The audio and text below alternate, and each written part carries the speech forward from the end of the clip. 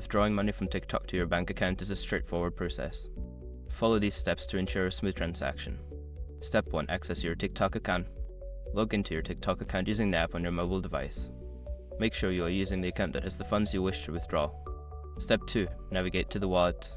Tap on the profile icon at the bottom right corner of the screen. For a new profile page, look for the 3 dots or the menu icon in the top right corner to access settings. Find and select the wallet option.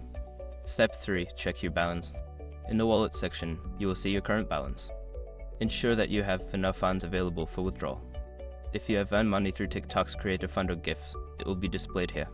Step 4. Link your bank account. If you haven't already linked your bank account, you will need to do so. Look for an option to add or link a bank account.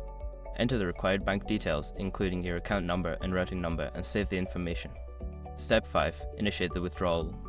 Once your bank account is linked, go back to the wallet section. Select the option to withdraw funds. Enter the amount you wish to transfer to your bank account and confirm the transaction.